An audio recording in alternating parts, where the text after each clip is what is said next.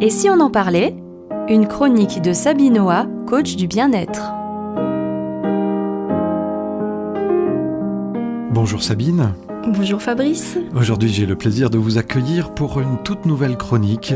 Une chronique, comme nos auditeurs l'ont découvert, qui s'appelle « Et si on en parlait ?», où nous allons ensemble traiter d'un certain nombre de sujets, plutôt du domaine de la vie psychologique de l'être humain, de sujets en général assez délicats, et celui d'aujourd'hui en particulier l'est, il y en aura bien d'autres encore.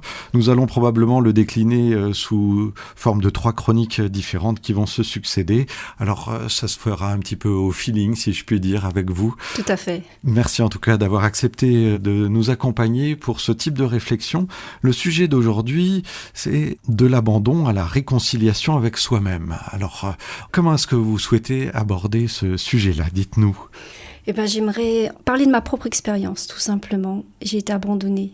J'étais abandonnée quand j'étais bébé et j'ai eu, suite à cet abandon réel, des blessures qui ont finalement eu des conséquences sur mes choix de vie.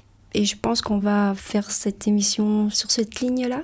Qu'est-ce qui vous amène à accepter de parler de votre propre parcours ? Parce qu'il y a un peu de pudeur, évidemment, dans tout cela, je pense. Bien sûr, il y a de la pudeur et puis il y a surtout le fait que, suite à cette expérience, j'ai passé des étapes qui m'ont permis de comprendre comment je fonctionne, d'aller à la rencontre de moi-même. Et puis, si je pouvais partager mon expérience pour que ça puisse aider d'autres personnes à la traverser et finalement à réussir à guérir cette blessure, pour moi, ça serait top. Donc l'objectif dans cette chronique, et si on en parlait, c'est effectivement de donner quelques clés, ce qui ne signifie pas que toutes les clés fonctionnent pour tout le monde. Chacun trouve les siennes, il me semble. Exactement, parce qu'on est tous différents, on a tous un parcours différent, on a tous une structure différente, on est unique et c'est ce qui fait notre valeur. Alors aujourd'hui, nous parlons donc de ce sentiment d'abandon qui génère différentes blessures, selon les personnes là encore, mais il y a des similitudes évidemment. Quelles sont les natures de ces différentes blessures ? Alors, je vais revenir un petit peu sur mon parcours et les blessures, je vais vous les évoquer au fur et à mesure de mon parcours. J'ai été donc abandonnée à l'âge de 1 an. Quand on est abandonné, on a l'impression qu'on a subi. On a subi cette impuissance de ne rien pouvoir faire. Et ça fait partie justement des conséquences des blessures de l'abandon, ce sentiment d'impuissance, de se dire « je vaux rien ». Il y a quelque chose qui fait que si ma mère ne m'a pas gardée, c'est que je n'ai pas prouvé quelque chose de bon en moi. Et donc, ces sentiments d'impuissance nous amènent à croire que nous n'avons pas de valeur, que nous sommes, on était un poids.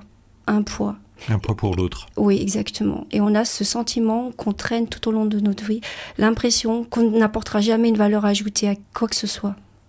Et puis, la deuxième blessure suite à un abandon, c'est cette déconnexion du corps et de l'esprit. Alors, je m'explique parce que ça peut paraître assez ésotérique, mais pas du tout. En fait, c'est tout simple. C'est que lorsque on vit une situation, c'est une situation traumatisante, l'abandon, qu'elle soit réelle, c'est-à-dire un abandon réel, c'est-à-dire la mère abandonne l'enfant, ou que la mère n'a pas accepté le fait qu'elle soit enceinte, ou qu'elle se soit trouvée dans des situations où, lorsqu'elle a appris qu'elle était enceinte, c'était pas le bon moment, ou c'était pas avec le bon père, etc. Il faut savoir que le fœtus le ressent au plus profond de lui-même. Alors, scientifiquement, c'est pas prouvé, mais n'empêche que, en tant que coach, j'ai beaucoup de patients qui, en revenant dans cet état de fœtus, prennent conscience qu'à ce moment-là, la mère ne leur a pas dit oui, ne les a pas accueillis comme un cadeau de la vie. Et donc, ça amène cette déconnexion du corps et de l'esprit dans le sens que le corps est là, mais c'est comme si on n'en voulait pas. C'est comme si notre esprit ne voulait pas de ce corps parce que ce corps finalement a été un poids pour une personne. Et la personne que l'on voudrait, c'est le regard de la mère accueillante et on l'a pas reçu cet accueil. Et c'est pour ça qu'il y a cette déconnexion parce qu'il y a un rejet de notre part, de notre corps.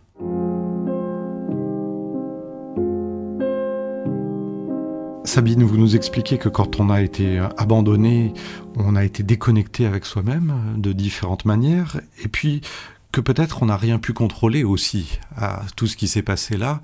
Et du coup, j'ai cru comprendre que cela nous amenait à vouloir justement retrouver le contrôle de sa vie, mais c'est particulièrement difficile. Fabrice, vous avez tout compris. Et effectivement, lorsqu'on n'a pas eu ce contrôle par rapport à cet abandon réel, il y a un mécanisme de défense qui se met en place, qui est le tout contrôle.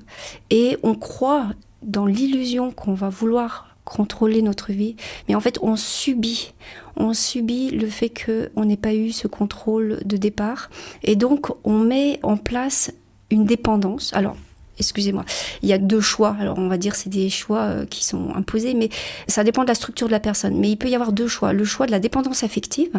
On dirait, mais non, j'ai pas envie de faire ce choix, mais c'est malgré nous-mêmes. Mais ça dépend de la structure identitaire de la personne. Ou sinon, on va choisir l'indépendance, l'autonomie à tout prix. C'est-à-dire de ne pas dépendre de personne. Donc, je vais revenir sur le premier choix, illusionnaire, mais il est là, d'être dépendant affectif, c'est-à-dire qu'on va faire tout, on va se suradapter à notre conjoint ou à nos amis ou à nos parents, à notre famille pour ne pas décevoir et toujours faire plaisir. Et malheureusement, ces personnes qui sont dans cette dépendance affective sont des victimes idéales, des pervers narcissiques qui vont abuser de leur gentillesse, de leur empathie. Ils vont jouer sur la peur du rejet. Et c'est ça qui est terrible pour ces personnes qui ont fait ce choix illusionnaire de vouloir maîtriser leur vie à faire plaisir à tout prix. Et le deuxième cas, c'est l'indépendance à tout prix. C'est-à-dire que les personnes vont mettre les gens à l'épreuve du test de l'amour, j'appelle ça. C'est-à-dire, je vais faire les pires bêtises, donc on va voir ça au niveau de l'adolescence, on va voir ça même en tant qu'adulte. Je vais mettre des tests très élevés pour savoir si vraiment tu tiens à moi.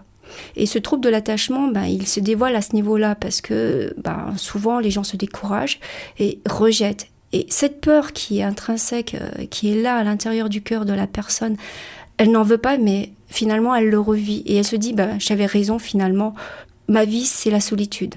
Et cette peur dans l'engagement les met à chaque fois dans des impasses, dans des relations d'impasse. Et là je voudrais vraiment lancer un appel à nos auditeurs et auditrices, c'est de leur dire, écoutez, revoyez votre façon de voir les autres, revoyez aussi votre façon de mettre les gens à l'épreuve, parce que à force de les mettre à l'épreuve, ils vont se décourager, vous n'allez pas vous permettre d'aimer et de vous faire aimer.